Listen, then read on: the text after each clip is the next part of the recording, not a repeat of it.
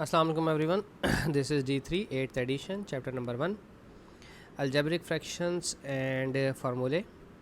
Exercise 1 से question number 3 हम इसका कर रहे हैं. In each of the following cases make the letter in the brackets the subject of the formula. Okay, अगर हम ऑप्शन नंबर ए की बात करते हैं तो ये दिया हुआ है क्यूब रूट h माइनस के इक्वल्स टू m. ठीक है, और आपने h को सब्जेक्ट बनाना. ठीक है, देखें बेसिकली होता क्या है कि अगर स्क्वायर हो रूट में, क्यूब हो रूट में, फोर्थ रूट हो, तो इनकी अपनी वैल्यू होती है 1/3, 1/2, 1/4. ठीक है, अब मुझे 1/3 की वैल्यू ख़त्म करनी है. तो ठीक है, अगर मुझे एक वैल्यू ख़त्म करनी है, ये 1/3 है, तो मैं इसे मल्टीप्लाई बाय 3 पावर ले लूँगा. ठीक है, इस पर भी पावर 3 और इस पर भी पावर 3. इसका रिजल्ट क्या निकलेगा कि ये क्यूब और ये क्यूब आपस में कैंसिल हो जाएंगे और h माइनस के अकेला हो जाएगा और आज़ाद हो जाएगा, और यहाँ पर क्यूब आ जाएगा, उससे मुझे कोई फ़र्क नहीं पड़ता, वो तो हम हैंडल कर ही लेंगे.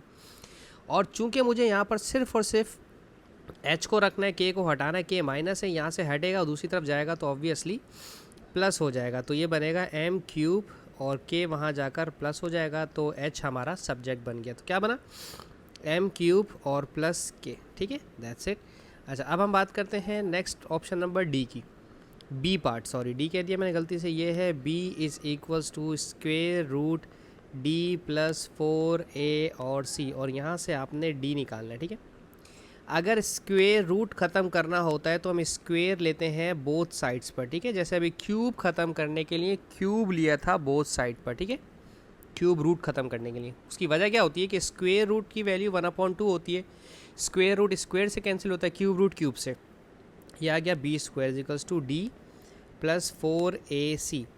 ये पूरा 4ac यहाँ से हटाएं क्योंकि d को अकेला करना है, तो ये बन जाएगा बी स्क्वायर 4ac यहाँ आ जाएगा अपने लेफ्ट हैंड साइड पर माइनस के साइन के साथ. ठीक है, तो ये हमारा आ गया d is equals to B square minus 4ac. और ये शायद आपने जानी पहचाना सा फार्मूला है, नहीं पहचानते कोई मसला नहीं, आगे जाके आप सीख जाओगे, फार्मूला आपके बहुत काम आएगा. p is equals to V square upon R, और आपने यहाँ से सिर्फ और सिर्फ v को सब्जेक्ट बनाना है. अगर आपने v को सब्जेक्ट बनाना है तो यहाँ से ये r हटाएं जो डिवाइड हो रहा है. डिवाइड हो रहा है तो अपोजिट साइड पे आके अल्टीमेटली ये मल्टीप्लाई होगा. p multiply by r is equals to V square.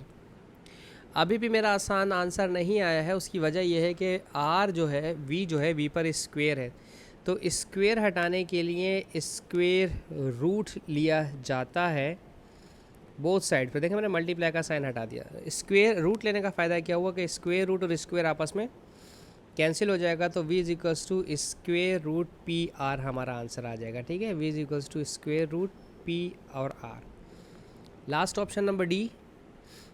D में कहते हैं a is equals to theta upon 360 degree multiply by pi R square, और यहाँ से आपने इस थीटा को, जो एंगल वाला है, इसे सेपरेट करना है. तो मेरे हिसाब से अगर ये जो डिवाइड हो रहा है, पहले इसको हटाएं, ये डिवाइड हो रहा है, यहाँ आकर करेगा मल्टीप्लाई, तो पहले a मल्टीप्लाई होगा 360 के साथ. ठीक है, is equals to pi multiply theta multiply by pi R square. ठीक है, अब देखें ये आर स्क्वायर दोनों जो हैं मल्टीप्लाई हो रहे हैं इस थीटा से, तो जब मल्टीप्लाई हो रहे हैं तो ऑपोजिट साइड पे जाकर अल्टीमेटली ये डिवाइड होंगे, क्योंकि प्लस का माइनस होता है और मल्टीप्लाई का ऑपोजिट डिवाइड होता है. ठीक है, तो ये पाई आर स्क्वायर यहाँ नीचे आ जाएगा और ये थीटा की वैल्यू सेपरेट हो गई हमारी. ठीक है, ये हमारा ऑप्शन नंबर डी भी ख़त्म हो गया. अब हम देखते हैं इसका क्वेश्चन नंबर 4.